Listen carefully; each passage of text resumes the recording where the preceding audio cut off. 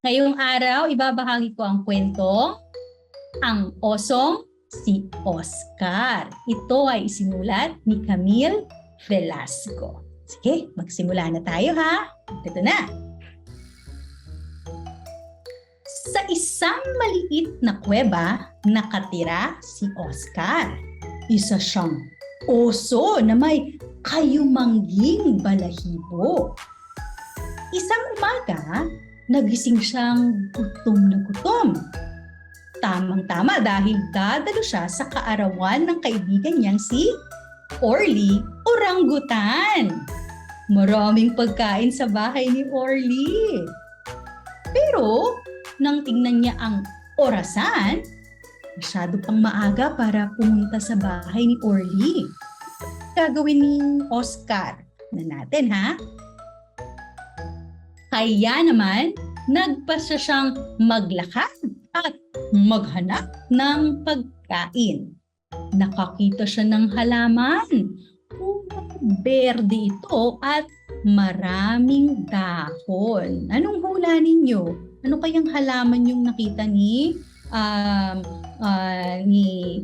Oscar? Ayan. Kulay berdeng halaman na maraming dahon.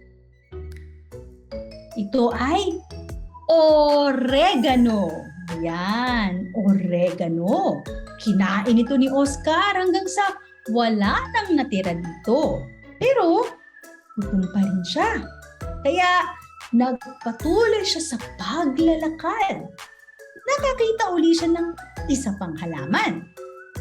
Pahaba ang halaman nito, ang bunga ng halamang ito, at nang hinagat niya, may puting mga buto sa loob. O ano, ang bunga ng halaman na ito na binabanggit natin sa kwento.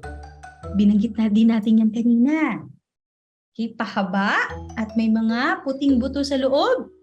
Ito ay okra. Ayan. Kinain ito ni Oscar hanggang sa wala nang natira dito. Sa tingin ninyo, nabusog na ba si Oscar? Hindi.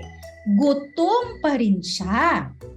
Kaya nagpatuloy siya sa paglalakad hanggang sa marating niya ang bahay ni Orly. Sa tabi ng bahay, nakaparada ang isang auto. Kumatok siya, ngunit walang tao. Binuksan niya ang pinto at nakita niya ang napakaraming pagkain. O ano-anong mga pagkain kaya yan? Sa mesa, may pagkain na kulay kahel at gawa sa harina, hipon, kalabasa at iba pa. Alam niyo ba kung anong tawag sa pagkain ito? Sabi ni Oscar, paborito ko ito. Okoy! O ano daw ang tawag? Okoy! Kinain ito ni Oscar hanggang, wala nang natira dito. Pero gutom pa rin siya. Sa tabi naman ay may pahaba at malutong na pagkain. Ano ito? Ito ay otap. Kinain ito ni Oscar hanggang sa wala nang natira dito. Hindi na siya nakaramdam ng gutom. Pero ang naramdaman na lang niya ay sakit ng tiyan. Napakarami yata ng nakain ko, sabi niya sa sarili. Maya-maya pa ay may narinig siyang mga boses. Boses ni Orly at nanay niyang si Aling Opelia. Nataranta si Oscar, hindi niya alam ang gagawin at hindi siya makagalaw sa sakit ng tiyan. Nang makita ni Orly at Aling Opelia si Oscar, namimilipit ito sa sakit ng tiyan. Ano ang nangyari dito? Ano ang nangyari sa'yo? Tanong nila. Pasensya na kayo. Naubos ko po ang lahat ng handa ninyo. Naparami pong nakain ko. Pasensya na. paulit-ulit na paumanhin ni Oscar.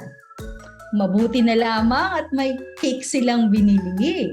Galing sa pamilihan sina Orly at Aling Opelia para bumili ng iba pang pagkain na ihahanda sa kaarawan. Tinulungan nila si Oscar hanggang sa gumaling ito. At dahil doon, tutuhan ni Oscar na dapat sapat na dami lang ng pagkain ang kakainin dahil lahat ng sobra ay makasasama sa kalusugan. At diyan nagtatapos ang kwentong Ang Osong si Oscar. Siyempre, sinulat yan ni Camille Velasco.